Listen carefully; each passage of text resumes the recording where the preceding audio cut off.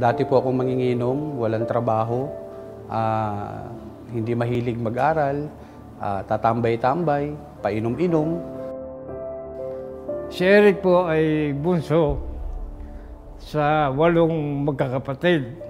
Isang bata na masiglahin nung kabataan pa. Mahirap yung pinanggalingan naming pamilya.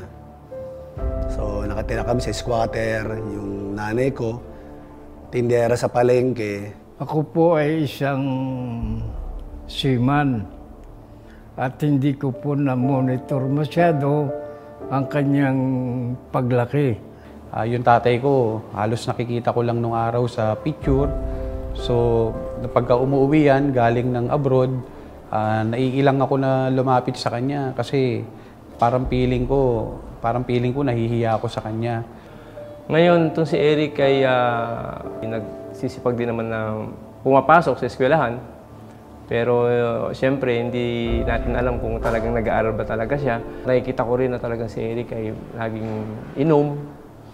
Minsan nga, nakikita ko magdamaga inuman yan. Nung tumagal na, ako naman, nag-abroad ako.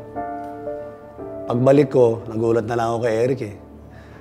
Kasi ibang Eric na yung nakita ko eh. Pagbalik ko, puro tattoo na siya eh. Kaibigan, kapatid, katropa. Lahat ng kalokohan, pinagdaanan namin yan.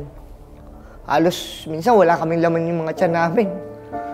Makapag-inuman lang. Dati, magkasama kami ni alaga ng manok sa sabong. Hinahanda niya yung mga manok na panlaban. Yan, kinukondisyon niya. Pagkatapos ng sabong, yun, mag-iinuman na. So, yun yung daily routine nila, araw-araw. Dumating sa punto na yung mga magulang ko, nagagalit na sa akin, mga kapatid ko. Nagka-problema siya doon sa misis niya. Yung kahiwalay sila. Nasira ang family ko. Hindi naging madali para sa akin ang buhay. Buti na lang meron akong kapatid na concern sa akin. Siya po yung nag-introduce sa akin ng JC Premier eh. Buti na lang, natauhan. Kung di pa dinatnan ng problemang matindi, hindi pa sasama sa amin eh. Awa ng Diyos, ayun, tapos yun, sinama namin sa JC Premier. Nag-start ako sa JC Premier 2013. Nagpa-member kagad ako kasi nagustuhan ko yung opportunity tsaka yung sistema ng business. So, Eric Santos, I can vividly remember when I was invited to sa JC Premier. When I was chatting him, di ba tayo tinitingnan natin yung profile? Pagtingin ko sa profile niya sa Facebook, I was so amazed. Bakit? Sobrang nagbago ng buhay niya. So I decided, sabi ko, ano ngayon kung professional ako at siya hindi masyadong professional, pinagbigyan ko siya. To cut the long story short, nagkita kami. Then the rest was history. Papahanapin mo lang ako ng tao, kakausap ako ng tao, mag-introduce ako ng business. Pero babaguhin mo buhay ko, gagawin ko. Na-inspire ako tuwing nakikita ko siya. Dahil marami rin akong pangarap sa buhay na gusto kong marating, gusto kong maabot. Nagiging ehemplo siya sa akin na magkaroon ng lakas ng loob, sipag at tiyaga para ipagpatuloy ko ang nasimulan ko sa JC Premier.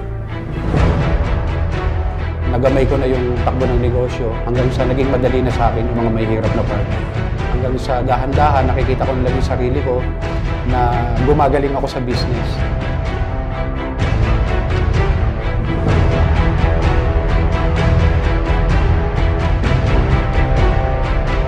Pinaka-priceless siguro yung makapag-travel ako ng libre.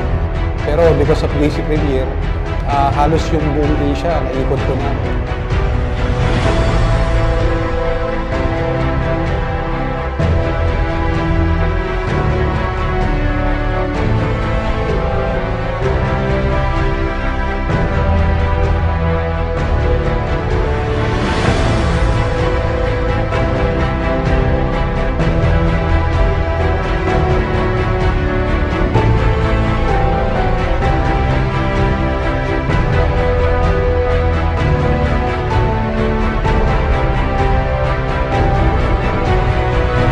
Hindi ko lubos maisip kung wala yung mga simple na mga payo niya sa akin, siguro hindi ko mararating kung ano man ako ngayon dito sa JC Premier.